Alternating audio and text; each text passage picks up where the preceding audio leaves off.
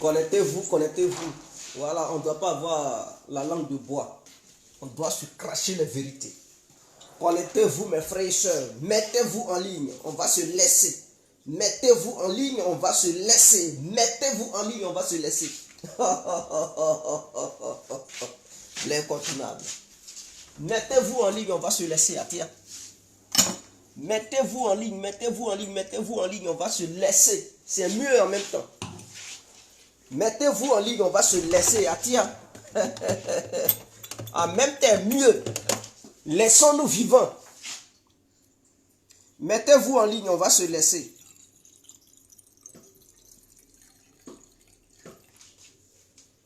Mettez-vous en ligne, on va se laisser. Laissons-nous vivants en même temps. Ah, on est les bons. Laissons-nous vivants. Partagez le direct. Partagez le direct, partagez le direct, partagez le direct. Partagez le direct, on va se laisser. L'incontournable. Partagez le direct. Parce que là, on ne va pas s'amuser. Ah, on est les bons. L'incontournable. L'incontournable. Mettez-vous en ligne. Partagez le direct. Partagez-le, partagez-le, partagez-le. L'heure est grave. Parce que nous allons nous dire les vraies vérités comme il se doit. Voilà, l'heure n'est plus à la plaisanterie. L'heure est aux aguets. L'heure est à la vérité. Disons la vérité lorsque nous sommes vivants. Ne nous laissons pas endormir. Ah, on est les bons. Bon, j'étais en train de me mouiller un peu la gorge, comme j'ai fini. Alors donc, on peut maintenant commencer. Bonjour, bonjour à tous et à tout temps. Pour tous ceux qui ne me connaissent pas, je suis l'incontournable Dia complet tout terrain. L'homme dont on parle, l'homme qui n'a pas fourreau aux yeux, l'homme qui ne mange pas ses mots. Vous pouvez aussi m'appeler devant la vie. L'homme n'est rien, gouverneur italien, docteur moderne, appelez-moi boum boum. Laisse-moi mourir 5 heures, plein droit, El Padrino, Camari, Dezo, la Moudia. Alors nous voilà à nouveau devant cette caméra pour dire la vérité à Soro Diom et à Charles Blé-Goudé. Soro Diom, cet imbécile, et à Charles Blé-Goudé, le voyou sorcier, nous allons nous adresser à eux. Il faudrait que ça soit clair. Parce que là où cette affaire va là, non, ce n'est plus de la plaisanterie. Il faudrait que ça soit clair, comme l'eau de roche. Il faudrait que nous nous adressions à ces voyous qui hier, d'autres étaient dans des rébellions, d'autres se disant jeunes patriotes qui ensemble ont tué la population ivoirienne. Ils sont passés où? Où est-ce qu'ils sont passés? L'Afrique, on les appelle. Ils devraient répondre. C'est pas maintenant ils vont vouloir se jouer les politiciens. C'est pas maintenant ils vont vouloir se jouer les saints. Pourtant hier ils n'étaient pas des saints. Atia, vos noms est déjà gâté. Sinon que vos noms sont déjà gâtés, plutôt, excusez-moi. C'est un lapsus. Vos noms sont déjà gâtés. À vous de rentrer à l'action. Soro Diom, tu es un vrai imbécile. Et je dis à tous les militants de Diom Soro, tous les militants du GPS sont des voyous, sont des imbéciles, sont des enfoirés, sont des incapables, des ignares, des tocards, des tonneaux vides et des néants. Pourquoi vous avez hier soutenu Diom Soro?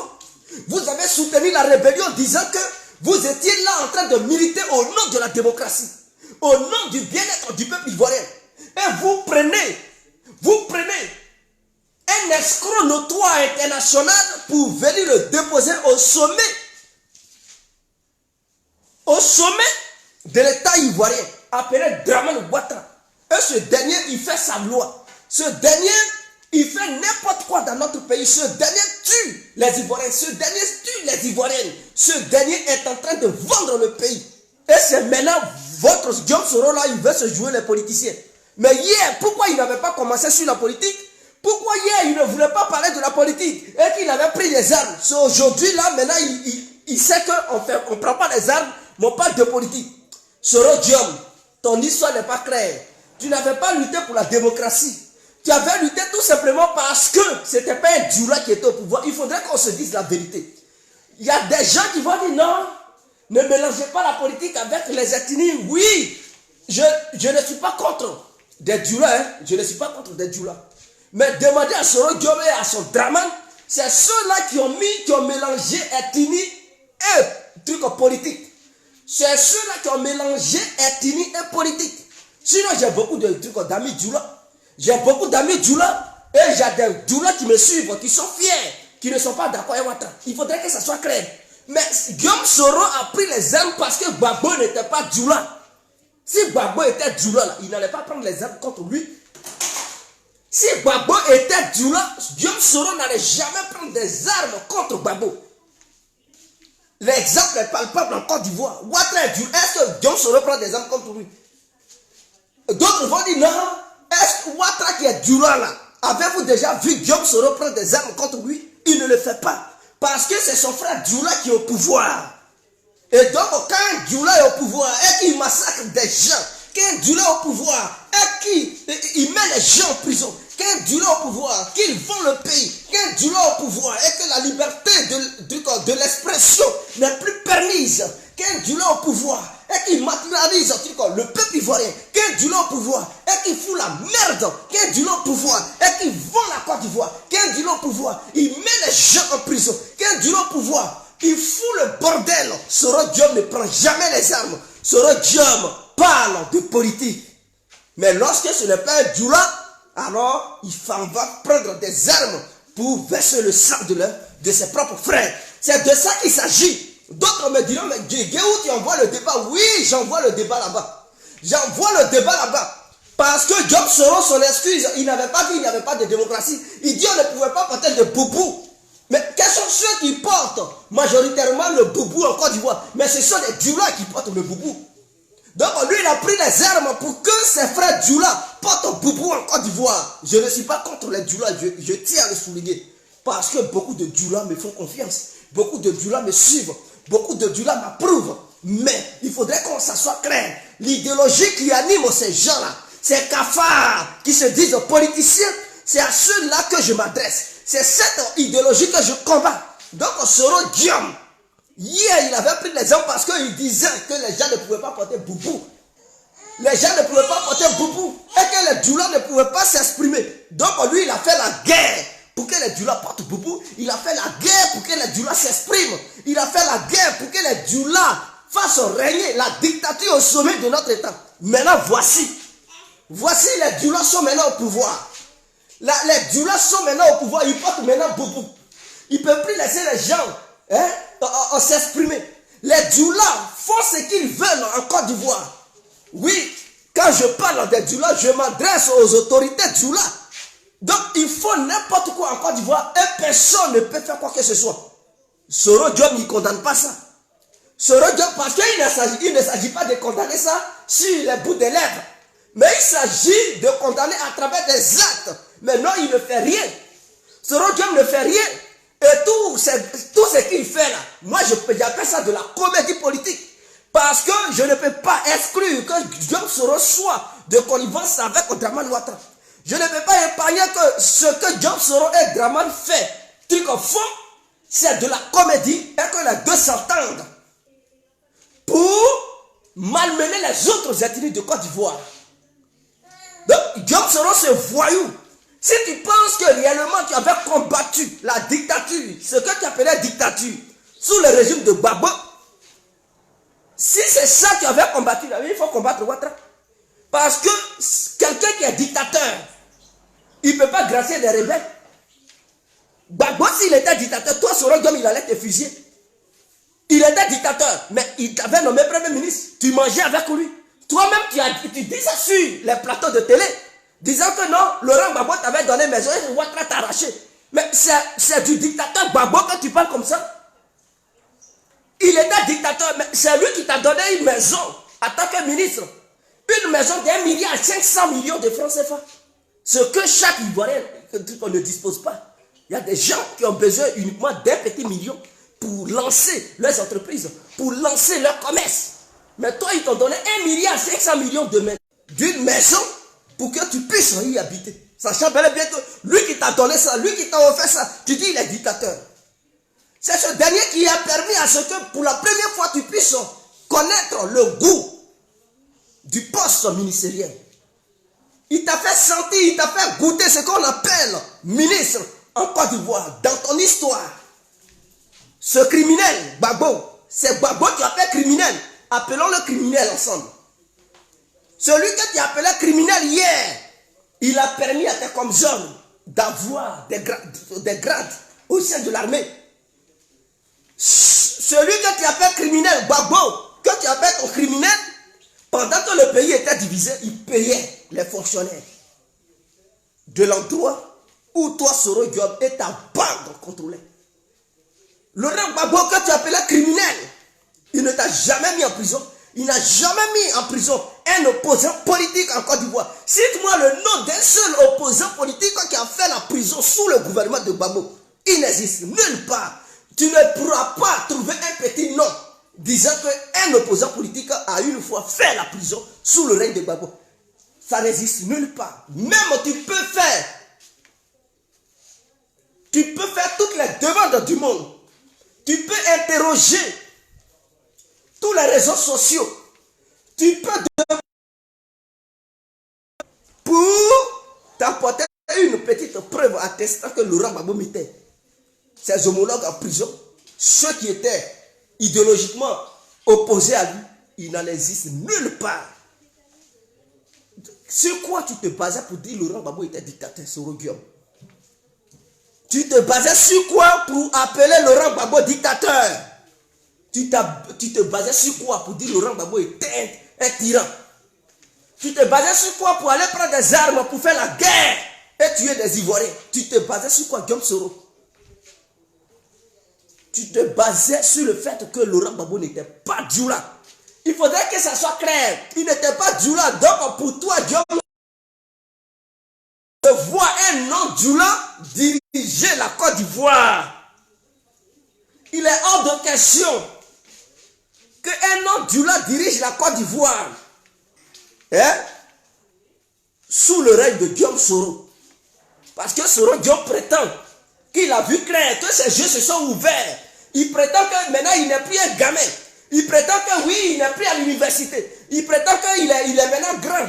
Il est âgé et qu'il voit clair. Donc c'est impossible de laisser maintenant les noms Djoula gouverner la Côte d'Ivoire. Et quiconque un nom Djoula qui deviendra président, alors les âmes de Soro Guillaume vont le combattre. Voici l'idée qui a animé Soro Guillaume. Sinon ce n'est pas une question de trucs de dictature. Bédier était un nom Djoula, vous avez fait coup d'état contre lui. Gbagbo était un nom Djoula, vous avez fait coup d'état, guerre contre lui. Ouattara est Djoula maintenant qui fait la guerre, qui fait coup d'état contre lui. Personne. C'est ça votre mentalité. C'est ça votre mentalité. C'est ça votre mentalité. Sinon tout ce que vous avez inventé pour dire Gbagbo était ceci, était cela, c'était n'importe quoi. Mais si vous pensez que Gbagbo était dictateur, Bédier, vous avez dit qu'il envoyait l'ivoirité. Pour ça, vous l'avez renversé. Gbagbo, il tuait les musulmans. Il ne voulait pas que les gens portent des boubous. Vous avez déclaré la rébellion. Ouattara, là, ce qu'il fait là, vous ne voyez pas. Ce que Dramane Ouattara fait là, vous ne voyez pas. Et même vous avez opposé les frères limitrophes aux frères ivoiriens. Je vais dire quoi par là? Je vais dire par là que les citoyens des pays limitrophes, vous leur avez opposé aux citoyens ivoiriens disant que Gbagbo tuait les étrangers en Côte d'Ivoire. Est-ce que vous comprenez même?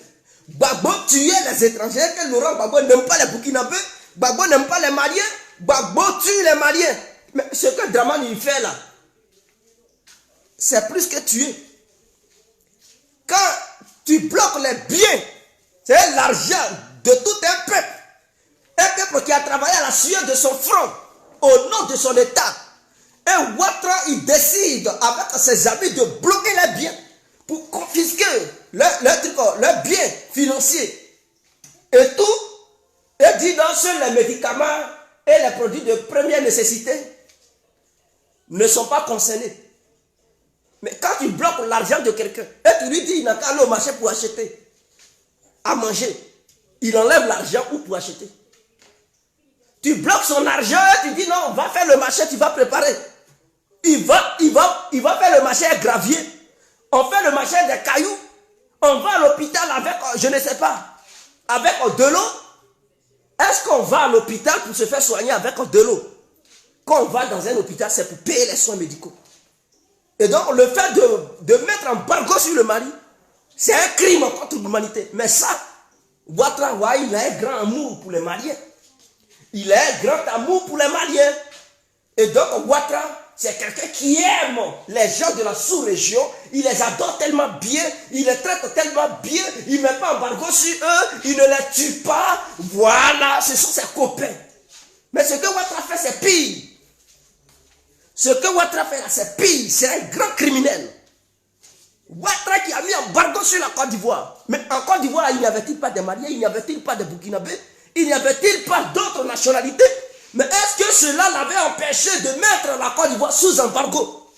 Dans tous les domaines. C'est-à-dire que la Côte d'Ivoire ne pouvait pas acheter des médicaments. La Côte d'Ivoire n'avait plus accès à ses biens financiers. La Côte d'Ivoire n'avait plus accès à certains trucs, à secteurs. Même les banques ont commencé à fermer. Est-ce que c'est quelqu'un qui a l'amour de son peuple qui fonctionne ainsi? Guillaume Soro, tu es un malade.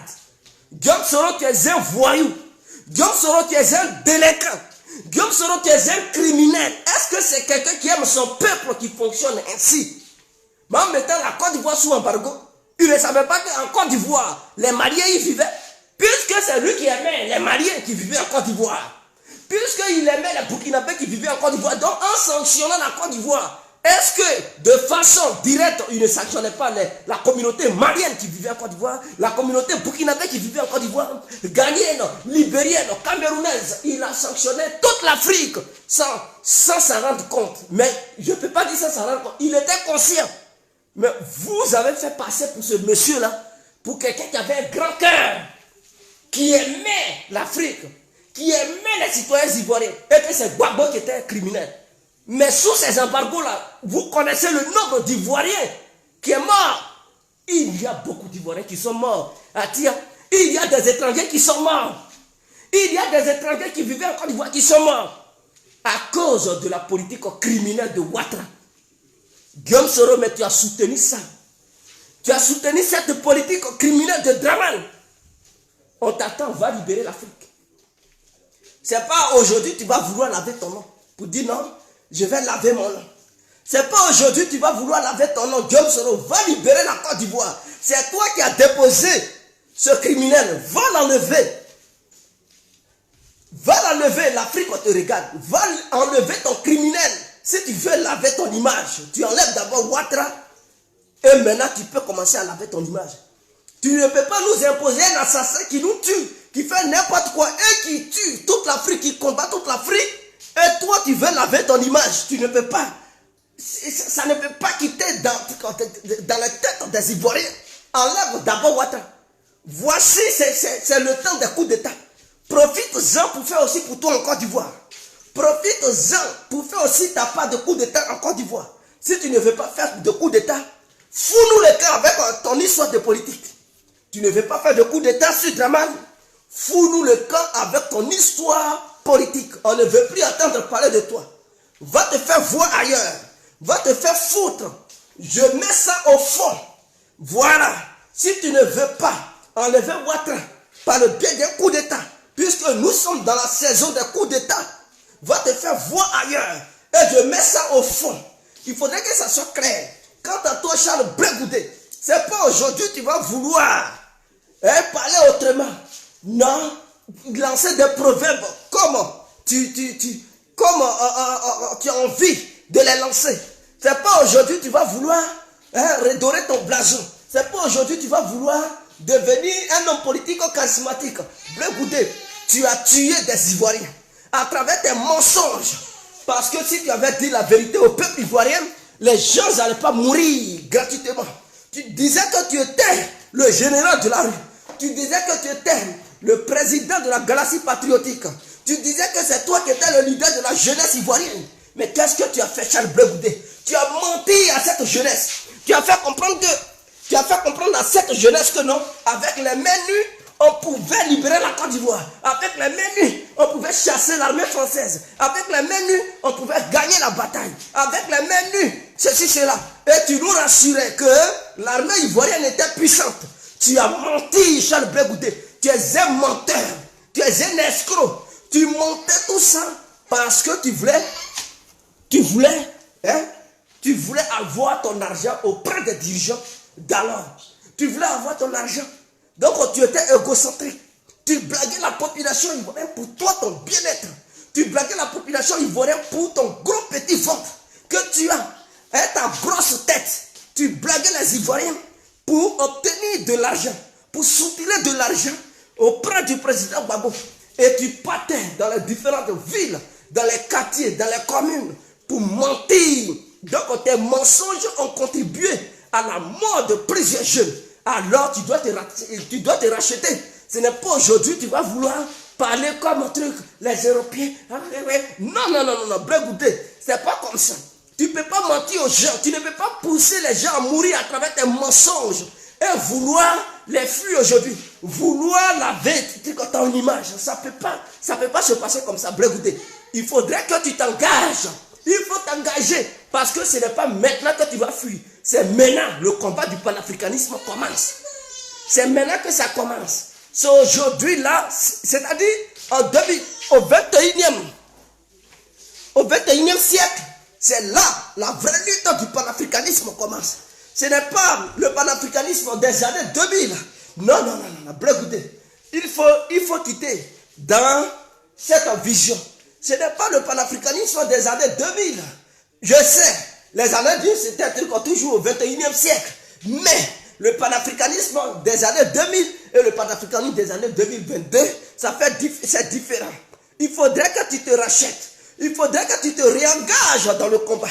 La traîtrise n'est pas une bonne image parce que nous savons que beaucoup d'Ivoiriens sont morts à travers tes mensonges. Des gens sont morts à travers tes mensonges. Tu leur avais promis la liberté totale, l'indépendance totale de la Côte d'Ivoire. En les poussant pour aller affronter l'armée française. En retour, cette dernière assassinait le peuple. Et tu n'as rien foutu, Charles Blé Goudé. Parce que nous savons que ce n'est pas Gbagbo qui partait frapper à nos portes. Ce n'est pas Gbagbo qui passait dans les communes et les quartiers pour nous rassurer que l'armée ivoirienne était puissante. Que l'armée ivoirienne possédait des armements pas possibles, capables de faire face à l'armée française. C'est toi qui nous as menti, Charles Blé Goudé. Je sais ça. Parce qu'un jour, j'ai assisté à l'un de tes discours où tu disais que l'armée française était un truc. Ivoirien pouvait faire front à l'armée française. Et qu'on possédait des armes lourdes. C'est toi qui nous as fait comprendre cela. Et on a cru. Donc on était rassurés. On dit, notre armée est puissante. Tu as même dit que Laurent Gbagbo avait acheté des armes qui venaient de la Russie et que ces armes-là pouvaient garantir la sécurité du peuple ivoirien. Et qu'il ne fallait pas qu'on crée quoi que ce soit. Et que si jamais ça s'envenimait, l'armée ivoirienne allait prendre notre défense. Mais tu nous as rassurés, menteur que tu sois. Et les gens sont morts. Tu as envoyé les gens au 43e Bima. On les a mitraillés. Tu as envoyé les gens à l'hôtel à l'hôtel, comment on appelle ça? Oh, c'est pas hôtel du Gob, il y a un hôtel là. À l'hôtel Ivoire, on les a mitraillés. Tu as envoyé des gens sur les deux ponts. On les a assassinés. Et toi, aujourd'hui, tu es caché en Hollande et on te pose des questions, tu ne veux pas parler. Toi qui disais que tu menais le combat contre la France, devant Ouattara, on te pose des petites questions, il faut parler à Ouattara, tu ne peux pas parler même à Ouattara. Ouattara te fait peur. Mais si Ouattara te fait peur, pourquoi tu avais envoyé les Ivoiriens face au truc à la France? La France est toute puissante. La France est toute puissante. Ah, tu n'avais pas peur de la France, mais tu as peur de Dramane. Tu n'avais pas peur de la France, mais tu as peur de Dramane. Un vrai truc malhonnête que tu sois. Un vrai vendu. Petit délinquant politique que tu sois. Toi, tu es un voyou politique. Tu n'avais pas peur de la France, mais tu as peur de Ouattara. On te pose des questions sur ton propre passeport. Et tu dis non, tu fais confiance au gouvernement. Ah bon, tu fais confiance au gouvernement. Mais quand on te pose des questions sur Gbagbo, tes yeux rougissent, on dirait Mamba vert qu'ils ont surpris en plein midi en train de vouloir mordre des gens. Voilà un cafard politique que tu sois. Tu ne peux pas parler de Ouattara, mais quand il s'agit de Gbagbo, tu fais sortir tes nerfs. Ton coup s'enfle, on dirait un cobra. Bandit notoire que tu sois. Tu as tué des Ivoiriens à travers tes mensonges. On ne peut pas oublier ça. Si tu ne veux pas t'engager dans le combat, ferme ta bouche que tu appelles un truc. Ferme ton grain que tu appelles bouche. Il faut fermer ça pour toujours. On n'a pas besoin des faiblards, des petits voyous comme des politiciens. C'est le moment où rien. Voici ton truc. Voici Assimi Goïta. Il est moins âgé que toi. Voici, il est en train de faire balbutier la France. Voici le ministre des Affaires étrangères malienne. Il est en train d'enseigner la politique à Jean-Yves Le Drian. Quand il parle, tu sens que c'est quelqu'un qui est instruit. Tu sens que ce dernier, il possède une intelligence pas possible. Il ne balbutie pas. Il ne bégaye pas. Quand il parle, tu sens que ce dernier voit, c'est un garçon. Assimi Goïta, trois choses que tu n'es pas capable de faire. Voici Assimi Goïta qui affronte la CEDEAO, l'Union africaine, et il est sur pied. Toi, tu es incapable d'affronter un petit Ouattara. Tu es incapable d'affronter Ouattara. Et tu te dis, non, c'est moi qui ai libéré le pays là. Tu as libéré quel pays? C'est moi, je vais donner l'indépendance à la Côte d'Ivoire. Je suis la nouvelle étoile politique. Toi, tu es quelle étoile? Et toi qui ne peux même pas s'adresser à Ouattara. Tu as peur de Ouattara, c'est devant la France tu peux parler. C'est devant la CEDEAO tu peux parler. C'est devant les États-Unis, toi tu peux parler. Si Ouattara t'effraie, quand Ouattara tousse, toi tu as diarrhée. En Hollande là-bas, tu chies sur toi. C'est devant la France, la grande France, toi tu peux parler Blé-Goudé. On sent que tu es un petit voyou. Tu ne peux même pas libérer la Côte d'Ivoire. Toi, tu es corrompu. Tu ne peux pas libérer la Côte d'Ivoire parce qu'un guerrier reste un guerrier. Quelles que soient les circonstances, un guerrier ne se tait jamais. Il parle comme il se doit. Laurent Gbagbo étant hors du pays, il ne s'est pas tué. Lorsqu'on lui avait posé des questions sur TV5 Monde, la journaliste Afrique Noire qui lui avait posé les questions, Laurent Gbagbo a parlé. Il a parlé. Il n'a pas dit Ouattara, il n'a pas caressé Ouattara dans le sens des poils.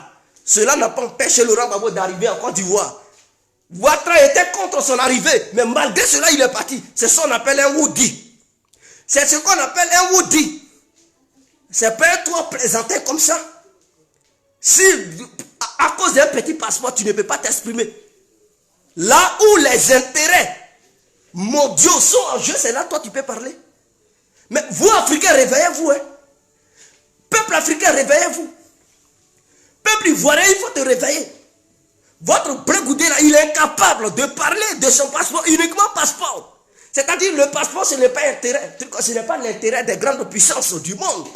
C'est lui son intérêt personnel. On lui demande de défendre lui son petit intérêt qu'il a, c'est-à-dire son droit en tant que citoyen ivoirien d'avoir son passeport. Il est incapable de parler parce qu'il a peur de Ouattara. Imaginons, c'est le droit de tous les Ivoiriens, il va défendre. Si lui-même, il est incapable de défendre ses propres intérêts en tant que son passeport qu'il mérite, est-ce que ce sont les intérêts de tous les Ivoiriens qu'il peut défendre? Avant de soutenir quelqu'un, ouvrez gaillardement les yeux. Parce que c'est un escroc, c'est un imposteur. C'est un imposteur. À chaque fois, c'est lui qui invite les journalistes chez lui. À chaque fois, c'est lui qui invite les journalistes chez lui. Ou bien souvent, il est en déplacement, il va sur les plateaux de télé pour dire n'importe quoi et chier sur Gbagbo. Comme si Gbagbo était l'homme qui était au pouvoir. Mais quand on est en politique, on combat celui qui est au pouvoir. On ne combat pas celui qui est dans l'opposition, qui se constitue à vouloir aussi prendre le pouvoir. Mais on combat celui qui est au pouvoir. Et on combat ceux qui traitent avec celui qui est au pouvoir, les impérialistes. Mais lui, Blé-Goudé, il ne fait pas ça. Il est devenu copain-coquin avec les impérialistes. Il est devenu copain-coquin avec Draman. Et c'est Gbagbo qui est devenu sa cible principale. C'est Gbagbo qui est devenu sa cible principale. Quand il parle en parabole, il parle seulement de Gbagbo. Et quand on lui pose des questions sur Ouattara, je fais confiance au gouvernement. Je fais confiance au gouvernement. Ah, les choses vont suivre. Les choses vont suivre. Ah, tu es incapable de parler de ton passeport. Ce sont les intérêts des impérialistes que toi, Blé Goudé, tu peux mettre en question en Côte d'Ivoire. Là où il y a moins d'hommes, là, toi, tu peux parler de ça. Ils vont te donner le pouvoir. Et toi, Blé, est-ce que tu es capable de dire, non, revoyons les accords de la manière Assimi Goïta fait au Mali? Tu ne peux pas. Puisque tu es incapable, tu as peur, tu es un peureux. Un gros peureux. Ils t'ont envoyé à ces pays, ça t'a bipé, tu es paniqué. Ton cerveau est mélangé. Ah, tu n'étais pas prêt et puis tu voulais faire la politique. Tu n'étais pas prêt et puis tu voulais faire la politique. Des gens disent non, il a lutté. Le jeune a lutté. C'est maintenant. Vous savez que non, il est traître. Est-ce qu'il était le seul qui luttait? Nous tous on a lutté là. Parce que s'il était seul, quand il parlait là, si personne ne sautait, qui allait lui donner non? Il allait avoir non où? C'est parce que tous les Ivoiriens étaient déterminés. Donc disons-nous la vérité. Tous les Ivoiriens ont lutté. Donc nous avons tous mené la lutte. Ce n'était pas lui seul qui menait la lutte. Donc respectons-nous vivants. Il n'était pas seul qui menait la lutte. D'ailleurs, lui, sa sortie, il était payé. Mais nous, les autres, on n'était pas payés. Lui, là, Blé Goudé, lorsqu'il luttait avec nous, il était payé. Sa vie était protégée. Il avait des militaires. Mais nous, les autres, on n'avait rien. Et beaucoup parmi nous sont morts. Est-ce que c'est vrai ou faux? Quand il nous demandait de sortir pour aller dans tel endroit, lui, sa vie était sécurisée. Si c'était gâté là, les gens le prenaient pour le sécuriser, pour fuir avec lui. Mais nous, on était livrés à nous-mêmes. Beaucoup parmi nous sont morts. Beaucoup sont morts, ils sont restés là-dedans. Sans que leurs parents ne reçoivent un petit franc. Donc nous les autres là, on luttait au nom de notre patrie. Blé Goudé ne luttait pas pour sa patrie. Il luttait pour l'argent qu'on lui donnait. Donc c'est différent. Pour ceux qui pensent que non, il a lutté, il a mené la lutte, il n'a pas mené la lutte gratuitement. Il luttait parce qu'il était payé. Mais nous les autres, on n'était pas payés. Nous les autres, c'était gratuit. Nous les autres, c'était avec détermination. C'était avec conviction. C'est parce qu'on aimait notre patrie. C'est parce qu'on était déterminé pour la Côte d'Ivoire. On était prêt pour mourir pour la Côte d'Ivoire. Mais lui, Blé, il n'était pas prêt pour mourir pour la Côte d'Ivoire. La preuve en est que depuis que Laurent Gbagbo ne lui donne plus l'argent, et que la CPI l'a bipé, est-ce qu'il n'a pas changé? Il a changé. Parce que sa lutte qu'il menait, il menait cette lutte au nom de l'argent. Est-ce qu'on est clair dessus? La lutte que vous pensez que Blé Goudé avait menée en Côte d'Ivoire, il menait cette soi-disant lutte au nom de l'argent qu'on lui donnait. Depuis que Laurent Gbagbo ne lui donne plus d'argent, et que Ouattara lui donne maintenant. Mais regardez, ces proverbes sont dirigés contre qui? Ces proverbes, quand on les vit, sont dirigés contre qui? Mais contre Gbagbo.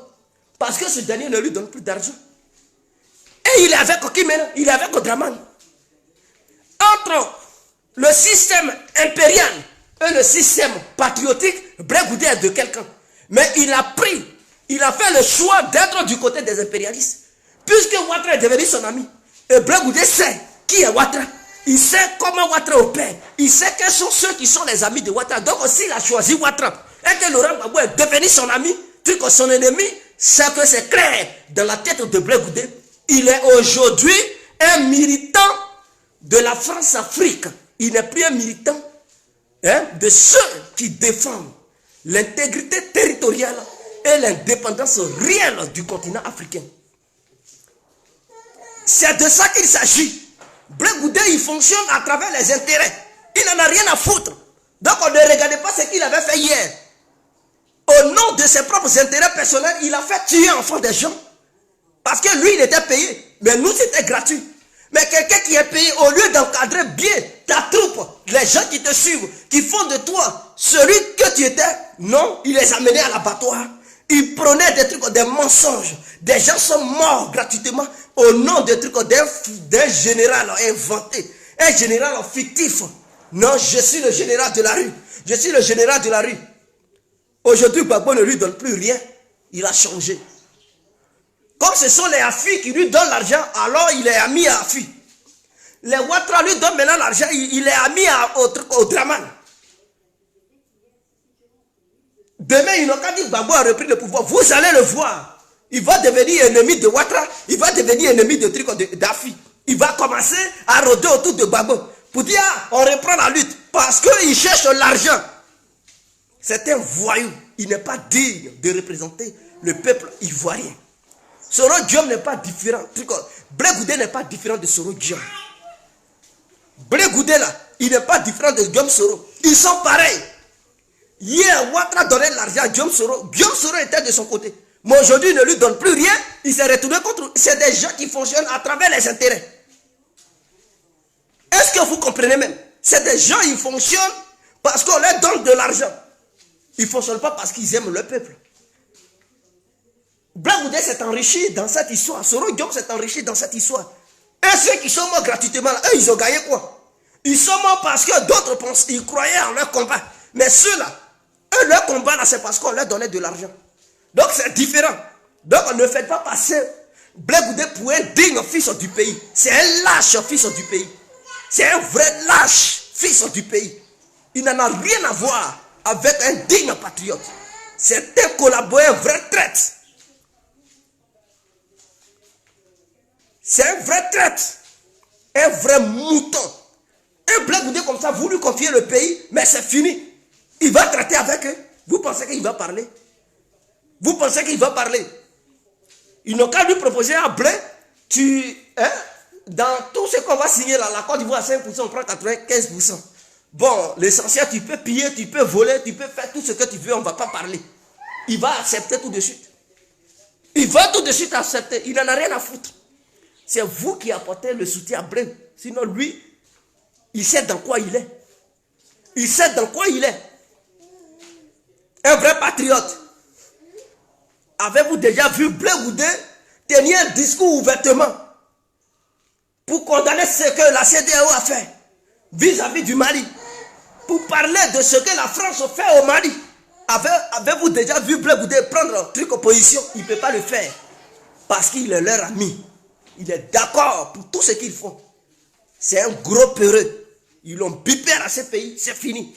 Il a changé de vision. Il a changé de vision. Hein? J'ai fait, c'est moi seul. Tu sais ce que c'est que la prison. Ah, mais enfant des gens que tu as tués là. Eux là, s'ils pouvaient avoir cette chance pour aller à la CPI et revenir, leurs parents allaient être heureux. Maintenant, aujourd'hui, d'autres sont devenus handicapés. D'autres là, ils n'ont plus pied. D'autres n'ont plus jambes. D'autres même, ils sont devenus aveugles. D'autres même, ils ne peuvent même plus marcher. D'autres ont été enterrés. D'autres sont portés disparus. Blé Goudé. Par rapport à ton escroquerie politique. Donc, il ne faut pas t'utiliser pour dire, non, c'est moi ce qui sais, c'est que c'est que la prison. Donc, j'ai vécu la prison, alors laissez-moi. Je sais ce que j'ai vécu.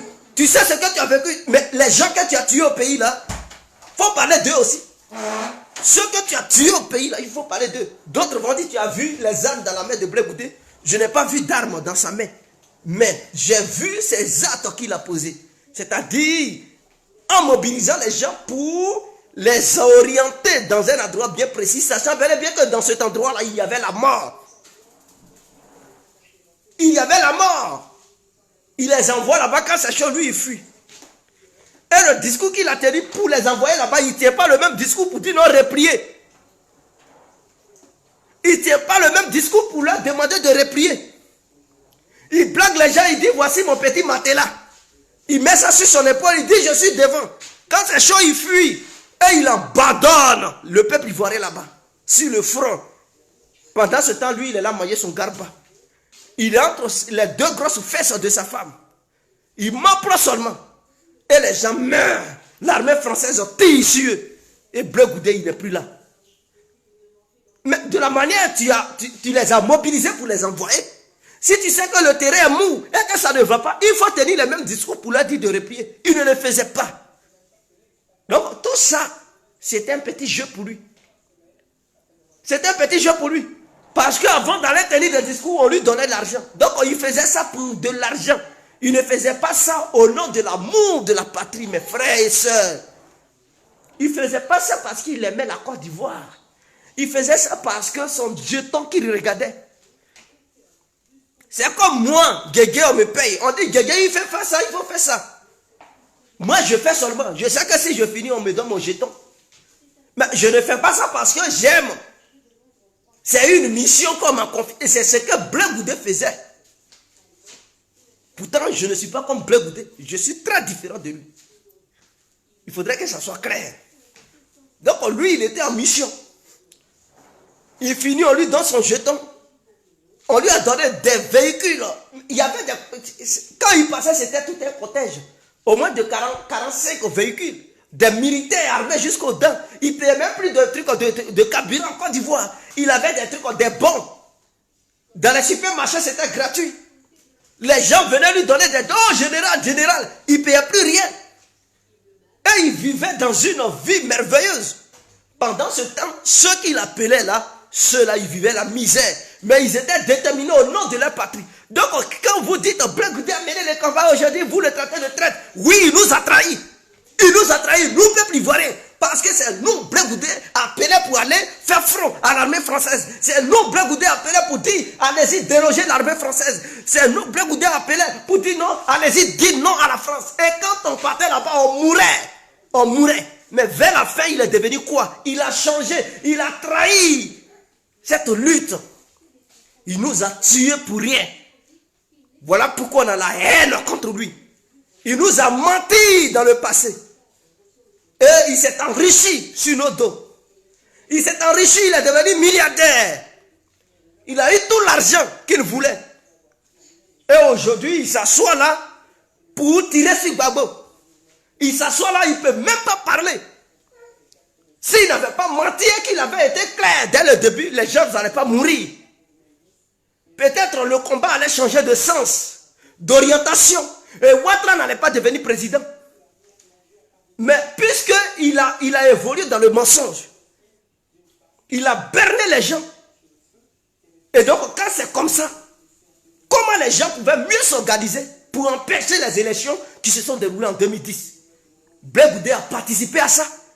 Et quand on dénonce Blé Goudé, vous êtes là. C'est maintenant, vous savez qu'il est traître. Il a combattu hier. Il a combattu. Mais son combat là, c'était payé. C'était un combat payant. Mais nous, les autres, on n'était pas payés. C'était gratuit, on mourait. On mourait. On a eu des séquelles. Moi qui vous parle, j'ai eu des séquelles. J'ai des cicatrices de ça. Et lui, il m'a donné quoi? Qu'est-ce qu'il nous a donné? Quand Laurent Gbagbo lui donnait des milliards, des forces de sécurité pour le sécuriser. Quand on lui donnait des bons d'achat. Quand on lui donnait des millions chaque événement qui se passait.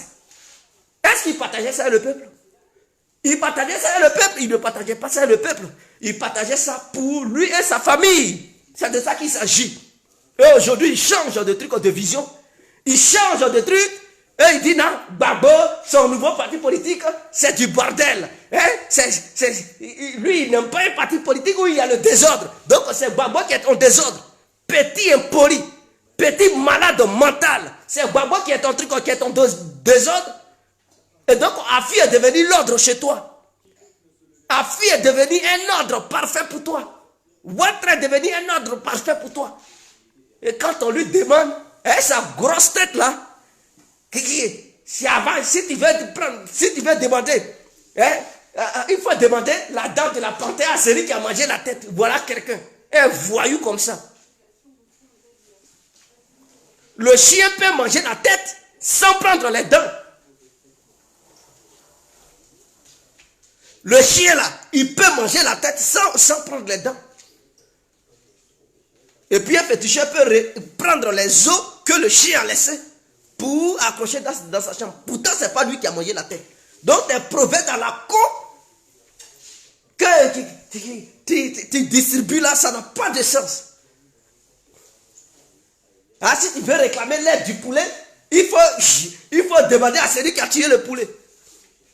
Regardez-moi comme quelqu'un comme ça. Le poulet peut mourir et puis prendre l'aide sans que quelqu'un ne le tue. Est-ce qu'il est conscient? C'est un imbécile politique. Tu n'as jamais vu poulet qui est mort et puis quelqu'un a pris l'aile. Est-ce qu'on est obligé de tuer le poulet pour qu'on puisse réclamer l'aile? Un inconscient comme ça. Et ça, c'est proverbe aussi, il donne. Un con comme ça. Moi, je lui dis la vérité. Lui et Soro, ils ont vendu la Côte d'Ivoire. Ces deux imbéciles, ces deux roublards, ils ont vendu la Côte d'Ivoire. Et ils sont là maintenant, ils se jouent les seins. Ils sont là maintenant, ils veulent arranger leur image. Quelle image vous allez arranger même? Des inconscients comme ça. Regardez des politiciens Tomona. Ils attendent toujours. S'il y a une occasion, ils profitent, ils s'accrochent aux politiciens, on leur donne de l'argent et puis ils se vantent. Je suis leader, quel bon leader vous êtes même. Toi, Blé Goudé, tu ne vas jamais rentrer dans l'histoire africaine parce que tu es un traître. Tu voulais ressembler au Thomas Sankara. Tu pensais que les Thomas Sankara, c'est comme ça, ils ont fait.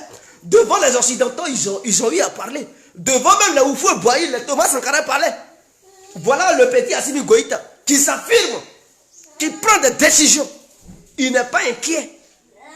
Les menaces du Dria, Jaïm le Dria, ça ne fait pas trembler Assimi Goïta. Regardez le ministre des Affaires étrangères malienne. C'est un digne fils de l'Afrique. Quand il parle, il enseigne la politique aux Français. Il leur parle ce qu'un politicien doit faire. Et qu'un politicien ne doit pas être impoli et inconscient. Il doit savoir parler, mais tout en préservant la dignité de sa patrie. Mais toi, Blé Goudé, ce n'est pas le cas. Ce n'est pas le cas. Ce que tu fais là, c'est ce qu'on appelle déchet politique. Ta politique que tu es en train de faire, on appelle ça du déchet politique. Et toi aussi, tu veux gouverner les Ivoiriens. Ah, peuple ivoirien, Yako. Il faut nous faire le bilan de ton histoire du général de la rue. Fais-nous le bilan. Tu disais que tu étais le général de la rue en Côte d'Ivoire. Il faut nous faire le bilan. Est-ce que ça a été un bilan positif ou négatif? Il faut parler de ça. Je suis le leader de la galaxie patriotique. Fais-nous le bilan d'abord. Qu'est-ce qui s'est passé? Est-ce que cette dénomination que tu t'attribuais, est-ce que ça a été une opportunité pour les Ivoiriens ou bien désarroi total? Est-ce que ça a été bénéfique au peuple ivoirien ou bien une catastrophe notoire? Il faut nous faire le bilan. Pas bien là. Regardez-moi un inconscient politique comme ça. Tu as tué enfant des gens en Côte d'Ivoire là-bas. Et puis tu es assis à dire, j'ai mené la lutte. Tu as mené quelle lutte? Tu as mené la lutte de ton ventre. Parce que ce n'était pas gratuit, Gbagbo te payait. Il te donnait le jeton. Mais nous les autres, la Gbagbo ne nous donnait rien. On menait la lutte gratuitement parce qu'on aimait notre pays. Donc quand tu nous lançais les appels, on sautait. Au nom de la patrie et au nom de Gbagbo. Ce n'était pas en ton nom, Blé Goudé. Et tu as profité de ça, tu t'es enrichi, tu as eu des milliards. Tu mouroussais les petites filles du pays. Tu étais irrespectueux envers tes collègues, tu mouroussais leur go. Personne ne pouvait parler. Tu étais devenu un dictateur. Si quelqu'un te critiquait, tu envoyais des voyous pour tuer les gens. On te connaît? Tu es un vrai dictateur, toi, Blé Goudé. Vous ne le connaissez pas, Blé Goudé que vous voyez là. Quand Gbagbo était au pouvoir, et qu'il utilisait l'image de Gbagbo, il était payé. Mais lorsqu'il était payé, c'était pour s'engager réellement dans la lutte. Mais lui, il profitait de ça. Il mougoussait les copines des gens. Personne ne pouvait lui faire des reproches. Parce qu'il pensait qu'il était au sommet. Il se considérait même comme le président de la République de Côte d'Ivoire. Tu as ta petite amie, elle est belle. Blé Goudé la voit, il va la mousser. Et puis ça ne va nulle part. Tu vas le critiquer, mon frère. Tu auras des visiteurs la nuit. Des visiteurs, tu ne sais pas d'où ils viennent. C'est des bandits vont rentrer chez toi. Soit ils vont te tuer, ou bien ils vont te tabasser. Et c'est Blé Goudé qui est à la base de tout ça. Elle est conscient comme ça. C'est un homme à femme. Il adore trop les femmes. Il adore les femmes. Il y a des gens qui critiquent Gbagbo est une femme. Est-ce que vous connaissez Blé Goudé? Blé Goudé est son histoire de femme. Oh, vous rigolez. Hein? Blé Goudé est son histoire de femme. Restez tranquille, mes frères. Lui, quand il voit femme, c'est narine. Et elle se gonfle, on dirait pigeois. C'est celui-là. C'est à celui-là, la digne fils. Quel digne fils même, un escroc. Comme ça. Soro même est mieux que Blé Goudé. Hein? Soro est un peu mieux que Blé Goudé.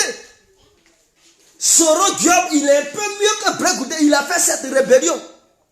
Mais on connaissait sa position clairement.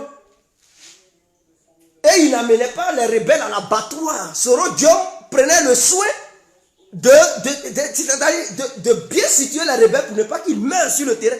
Mais Blé Goudé, son cas, c'était pas pareil. Et lui, il nous prenait comme un troupeau de trucs de bétail. Il dit, allez-y. Et puis on était dans la rue, Zumamaji. Oh, il nous blaguait, il mettait un petit matelas. Il dit, je suis devant, arrivé quelque part, lui, il se retourne. On dit, eh, Blé, il dit, non, je viens, je vais. Il a fui comme ça. Et il nous laissait au pâté. On mourait. Sa vie n'a jamais été en danger. Depuis qu'il était en Côte d'Ivoire, en train de faire cette... Et c'est comme ça, il a toujours fonctionné. Il est devant, à un moment donné, il est devant, vous partez. Quand la foule est immense, il décroche son téléphone, il dit, je viens, j'ai reçu l'appel du président. Je viens, allez-y. Quand il dit allez-y, il a fui comme ça, il est parti. Nous, on ne s'en rendait pas compte. On pensait que réellement, il avait reçu l'appel du président. Et quand il revenait, on partait au front. Et lui, il n'avait pas reçu d'appel du président. C'est sa femme qui l'appelait comme ça. Donc c'était le plan qu'il mettait sur pied pour ne pas se retrouver nez à nez avec l'armée française. Et c'est ce qu'il faisait tout le temps. Un petit escroc. Et quand nous on partait, on mourait. Nos amis sont morts. Nous on a eu des trucs, des cicatrices, des séquelles. Et après quand ça finit, il court, il s'en va à la présidence, il dit ah, tout s'est bien déroulé. Tout s'est bien déroulé. Tout s'est bien passé. Un petit menteur comme ça. Et ce Blé Goudé là, c'est celui-là qui dit non, je suis avec les Afi. Ce sont les hommes de l'ordre. Afi est un homme ordonné depuis quand? Il est un homme ordonné depuis quand? Ce Afi, et il a confié ses enfants à Afi. Il dit Afi, mes enfants n'ont qu'à rester chez toi. Je te fais confiance. Je ne fais pas confiance à Gbagbo. Gbagbo est un sorcier. Afi garde mes enfants. Angélique Okili, s'il te plaît, surveille mes enfants. Et les enfants de Blé Goudé sont chez eux. C'est Angélique Okili même là qui s'occupe d'eux. Il dit, vous êtes bien. Gbagbo, c'est un vieux con. Regardez ce qu'un truc que Blé Goudé dit. Mais un vrai Ivoirien qui est conscient, il va savoir que non. Gbagbo a fait Blé Goudé. Il y avait plein de jeunes Ivoiriens. Les Damana Pikas étaient là. Damana Pikas était là. Mais Blé Goudé, il est venu. Il a eu la chance. Gbagbo lui a donné la chance. Il a relevé. Il lui a permis de faire les meetings partout. Il lui a permis même de se nommer général. Il lui a permis d'être le président du COGEP. Parce que COGEP, là, ce n'est pas Blé Goudé qui a créé ça. Pour ceux qui ne savent pas, Blé Goudé n'a jamais créé COGEP. Ce COGEP qu'il appelle parti politique aujourd'hui, dont il se vante, je suis le président, il n'a pas créé. Il a trouvé le COGEP sur pied. Quand il était en Angleterre en train de fréquenter là, le COGEP avait été déjà créé en Côte d'Ivoire. Quand il est parti, on lui a donné cet instrument de lutte. On dit petit, tiens, c'est un instrument de lutte, un mouvement politique créé par les cadres du FPI. Prends ça, sois le président. Et mène la lutte aux côtés du FPI. Maintenant, lui, il trahit la lutte. Il décide, il décide de rendre ce mouvement indépendant, disant que non, ce mouvement, dorénavant, ne peut plus mener la lutte auprès du FPI. Et que lui, il est le président. Il est le président du mouvement. Donc, il est mature, il a 50 ans. Il a 50 ans. Mais quand tu as 50 ans et quand tu penses que tu es un vrai homme politique, crée ton mouvement. Crée ton propre parti politique. Ne t'accroche pas au mouvement de Gbagbo, qui est le COGEP. Un malhonnête comme ça. Non. C'est mon mouvement. C'est mon parti politique. Tu as quel parti politique? Tu as quel parti politique? Tu as quel parti politique? Crée ton propre parti politique. On va voir si tu es si populaire. Quitte le COGEP. À un moment donné, vous avez vu, Yoange Nord, il luttait le COGEP avec Blé Goudé parce qu'il était conscient que le COGEP n'appartenait pas à Blé Goudé. Ce n'était pas Blé Goudé qui a créé le COGEP. Il a hérité de ça. C'est comme Alassane Ouattara s'est accroché au RDR. Comme si c'est lui qui avait créé. Et puis il dit, il a changé ça plus tard, il a dit RADP là. C'est comme ça l'affaire de Blé Goudé. C'est comme Affi Ouguessa s'est accroché au FPI. Comme si c'est lui qui avait créé mon parti politique. Et puis il a lutté ça il voulait lutter sur Gbagbo. Gbagbo dit il faut prendre. C'est-à-dire, tout ce que Laurent Gbagbo a formé, à un moment donné, ils ont volé les instruments politiques de Gbagbo. Ils se sont accrochés à ça. Des petits voleurs politiques qui sont. Ils sont des vrais voyous, délinquants et voleurs politiques. On vous donne des mouvements, lutter au nom d'un pays. Ouais, non. Ils prennent le mouvement, ils fuient avec. Si tu es trop populaire, si tu es trop intelligent, mais crée ton mouvement, crée ton propre parti politique, quitte le COJEP. Mais non, ils ne le font pas. Ils sont dedans. Ils se jouent les intelligents. Non, je lutte pour Gbagbo, mais petit à petit, ils fuient. Bien, je suis indépendant. Je suis indépendant. Et comme les gens faisaient maintenant partie du COJEP, il prend ces militants-là et il dit, bon, à partir d'aujourd'hui, je suis votre leader, suivez-moi. C'est pour nous la nouvelle génération. Quelle nouvelle génération même? Tu parles de quelle nouvelle génération? Tu as 50 ans, un blé. Tu as 50 ans, nouvelle génération. Un jeune qui se dit, il fait partie de la nouvelle génération, qui est capable de défendre les intérêts de l'Afrique, qui est capable de dénoncer l'impérialisme qui se passe en ce moment en Afrique, là où le combat est rude, là où la bataille est difficile, les Africains se mobilisent à travers le monde entier. Est-ce que la mobilisation qui s'est passée au nord du Mali, partout dans le monde, est-ce que le COJEP était présent? Le COJEP n'est même pas sorti. Donc le COJEP ne fait même pas partie des partis panafricains. Le COJEP est un tout aujourd'hui de la France-Afrique. Ils disent la vérité. Où les braves hommes panafricains, ils prennent, ils lèvent la voix pour dénoncer. Blé Goudé est un tout. Hein? Il est devenu même la femme de trucs, Jean-Yves Le Drian. C'est lui-même qui mougou ça. C'est lui maintenant qui mougou Blé Goudé. Parce que quand il parle, il est là, il s'adoucit. On dirait un chien. Regardez-moi un escroc politique comme ça. Personne ne peut te voter en Côte d'Ivoire. Monsieur 5%. Tu vas aux élections, tu vas voir 5%, c'est fini. Ça, c'est ton score le plus élevé. Tu vas participer à une élection présidentielle. Si tu as trop eu ces 5%, Atia, ça ne va pas dépasser. À Fiougué, ça c'est 3%. Toi, c'est 5%, c'est fini. Vos bas les plus élevés, 5%, 3%. On vous prend, vous jette un truc à la poubelle de l'histoire. C'est fini ça. Personne ne peut vous supporter. Un digne Ivoirien, une digne femme ivoirienne devrait comprendre l'enjeu qui se joue, qui se passe. Et ne me regardez pas, hein. Ne me regardez pas. Ah, Djé, tu es mauvais, tu es impoli, tu parles mal. Vous pouvez me juger. Sur ce texte, il n'y a pas de souci. Je vous demande, chacun de vous, vous-même, en tant qu'intellectuel, en tant que des personnes intelligentes, en tant que des gens qui sont dotés d'un cerveau, d'une conscience, Dieu vous a donné quelque chose qui est en vous, qui fait de vous des êtres humains, qui fait que vous réfléchissez, qui fait que vous menez vos propres enquêtes, qui apportent des critiques en vous. Alors au lieu de me regarder pour dire Guégué tu es mauvais, tu es ceci, je vous exhorte de regarder le comportement de Blé Goudé. Même si tu es amoureux de Blé Goudé ou amoureuse de lui, que tu sois femme. Blé Goudé, c'est mon idole. Oui, il peut être ton idole. Atia, il peut être ton idole, il n'y a pas de souci. Mais il faut regarder son comportement, s'il te plaît. Tu peux aimer quelqu'un, tu peux aimer ton homme. Tu peux être folle amoureuse de lui. Tu peux être fou amoureux de trucs de ta femme. Mais cela ne t'empêche pas d'ouvrir les yeux sur lui pour voir est-ce qu'il te trompe ou est-ce qu'elle te trompe. Atia, c'est ça le plus important. Oui, tu peux être amoureux, mais en même temps prudent. Et donc, cette prudence qui vous anime lorsque vous êtes en couple, pour avoir la lecture des yeux, je vous demande d'avoir la lecture des yeux.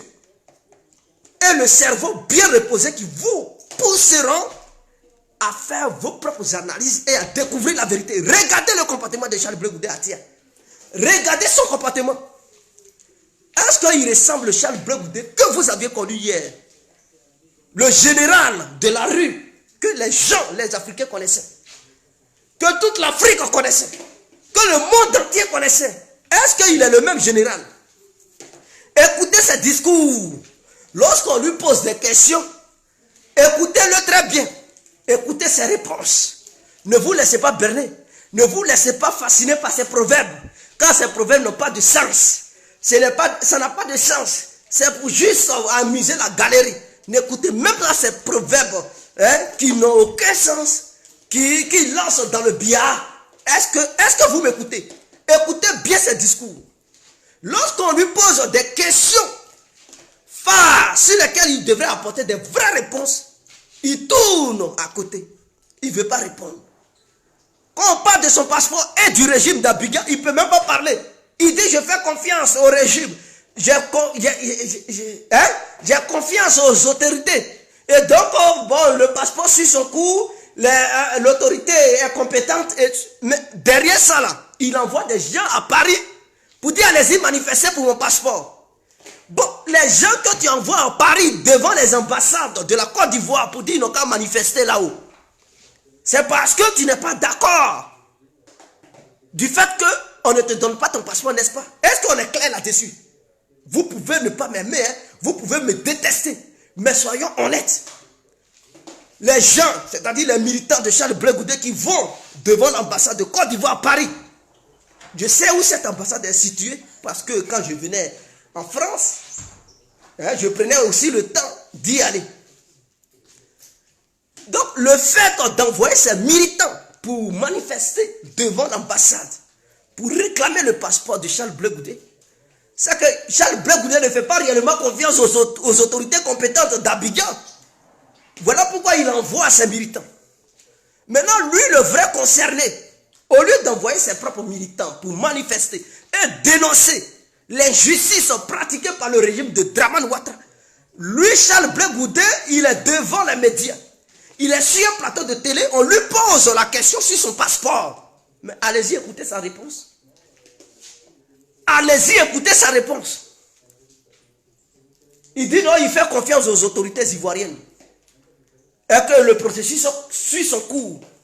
Donc, lui, il ne va pas se prononcer. Bon, tu ne vas pas te prononcer, tu envoies enfants des gens dans les rues de Paris, dans la fraîcheur, pour aller manifester devant l'ambassade pour dénoncer l'injustice. Mais pourquoi toi, le concerné, tu n'as pas le culot de dénoncer l'injustice pratiquée par Dramane Ouattara à travers les médias? Il ne le fait pas. Et quand on lui demande, mais ceux qui s'en vont manifester devant la... Il dit, c'est pas moi qui les ai envoyés.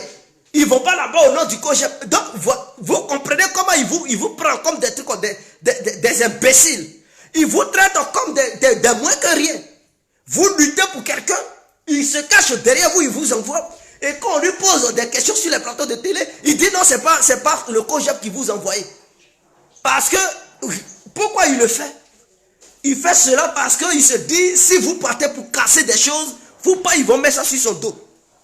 Donc, quand on lui pose des questions, est-ce que c'est lui qui vous envoie? Il dit non, que ce n'est pas son parti, ce n'est pas lui aussi qui vous envoie, que vous vous êtes levé de vous-même. Donc, s'il y a problème, vous seul, là, vous allez gérer ça. Et le COJEP ne va pas vous apporter son soutien. Voici c'est ce qui est clair. Est-ce que vous comprenez? Donc, nous qui comprenons, nous qui lisons, nous qui savons ce que c'est que la politique, nous qui savons lire entre les lignes, on comprend les démarches lugubres de Charles Blé Goudé. C'est un petit voyou, un escroc. Est-ce que vous comprenez? Donc c'est un petit voyou et un escroc politique. À partir de cet instant, je demande aux Ivoiriens et Ivoiriennes d'ouvrir les yeux. Ne vous levez plus pour aller manifester au nom d'un passeport quelconque de Charles Blé Goudé. Si lui-même il n'a pas les niailles, il n'a pas le culot de dénoncer cela, et qu'il dit il fait confiance aux autorités, s'il vous envoie dans les rues, ne partez pas. Dites-lui que lui-même il a la grande gueule pour parler, qu'il parle. Ce n'est pas à vous qu'il doit envoyer, mais lui-même il n'a qu'à parler. Le jour où il va parler, le jour où il va être devant les manifestants, ce jour-là vous allez sortir. Mais tant qu'il n'est pas devant pour s'exprimer, pour montrer sa grosse tête dans les caméras, disant que lui-même il est mécontent, ne sortez plus jamais pour lui. Il faudrait que ça soit clair. Lui qui sort pour Charles Blé Goudé, c'est qu'il n'a rien à faire en Europe. Il n'a rien à faire en Europe. Et qu'il veut des problèmes dans sa vie. Ah tiens, ne sort plus. Quelqu'un qui est collabo, qui coopère avec les impérialistes pour nuire les intérêts de ton pays, toi, tu vas vendre ta vie pour lui. Tu vas faire quoi avec cet escroc, cet imbécile politique appelé Charles Bleu Goudé? N'obéissez plus ce petit jardinier politique. Je l'appelle un petit jardinier politique, ne l'obéissez plus jamais. C'est quelqu'un qui n'est pas digne de confiance. Il n'est plus un Gbagbo, alors quittez-le. Vous l'avez connu au nom de Gbagbo. Le vieux n'est plus avec lui parce que le vieux a vu qui il était. Le vieux a vu qui il était. Le vieux a vu qui il était. Et je vais vous dire quelque chose. Il a un ami qui s'appelle Pierre le Mauvais, qui aujourd'hui a décidé d'être au PPACI. Mais j'alerte les membres du PPACI que Pierre le Mauvais, qui est là-bas, c'est un infiltré de Charles Bleu Goudé. Il n'est pas là-bas pour le bien-être du PPACI. Il est là-bas pour donner toute information. La réunion secrète du PPACI à Bleu Goudé. Et lui, par la suite, il vient sur le plateau de télé pour parler en parabole. Que non, il est au courant de tout. C'est un escroc. Il s'était présenté aux élections législatives à Ouagayo comme candidat indépendant. Mais en réalité, il a échoué. Il a échoué, il n'a pas pu avoir, il n'a pas pu gagner les élections. Il est doumé. Il s'appelle Pierre le Mauvais. Il est au sein du PPACI. Je le connais parce que j'ai causé avec son propre frère, qui lui est un véritable PPACI. Et il a fait des histoires avec son propre frère à cause de cette histoire de Bleu Goudé. Parce que son frère lui a fait comprendre que ton jeu que tu joues là, je ne suis pas d'accord avec. Il s'appelle avec Bleu Goudé. Bleu Goudé lui donne des instructions. Ce qu'il doit faire au sein du PPACI, c'est inadmissible. Toi, Bleu, tu dis tu ne fais pas partie du PPACI et que c'est un parti de désordre et tu envoies ton collègue de se faire passer pour un membre du PPACI pour foutre le bordel. On ne veut plus de bordel. Vous avez pris votre FPI, tu as pris ton COGEP. Vous avez arraché les instruments que Laurent Gbagbo a créés. Vous avez pris ça, vous avez arraché ça au vieux. Il crée un nouveau instrument et vous venez vous infiltrer là-dedans pour faire le bordel. Quel est votre projet? Ton projet, c'est lequel? En envoyant ton ami Pierre le Mauvais, c'est lequel? Je dis, je suis le propriétaire de tous les dossiers. J'ai causé à son frère et il m'a tout expliqué. Il dit qu'il n'est pas d'accord de ce que son frère fait. Les deux ont eu de vraies disputes.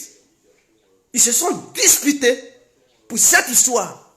Et il a dit à son frère d'être franc. Soit il est avec Bleu Goudé, soit il est avec Gbagbo. Faut pas, il va jouer double jeu. Il écoute les instructions de Gbagbo, ou soit il écoute les instructions de Bleu Goudé, il prend ses bagages, il sort. Donc voici ce que je tenais à dire. Et c'est ce que Bleu fait. Tu n'aimes pas Gbagbo, faut recruter les gens que tu as mis là-bas, il faut les recruter. Ils vont sortir. Faut pas les mettre là-bas pour nuire. Le président Gbagbo, le vieux, il est déjà vieux, il a créé le mouvement. C'est un mouvement de bataille. Il a donné des instructions fermes. Et nous savons l'objectif du mouvement. De ce parti politique, on sait ce que le parti politique va faire. Donc, ceux qui ne sont pas prêts, ceux qui sont des petits vendus, dégagez, quittez le PPACI. Allez-y, vous. Faites voir ailleurs. Nous, là, on va mener la lutte comme il se doit. On va grandir ce mouvement. Ce parti politique, d'ici 2025, le PPACI sera le premier parti politique de la Côte d'Ivoire.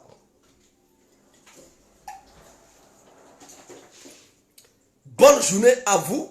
Que le bon Dieu vous bénisse.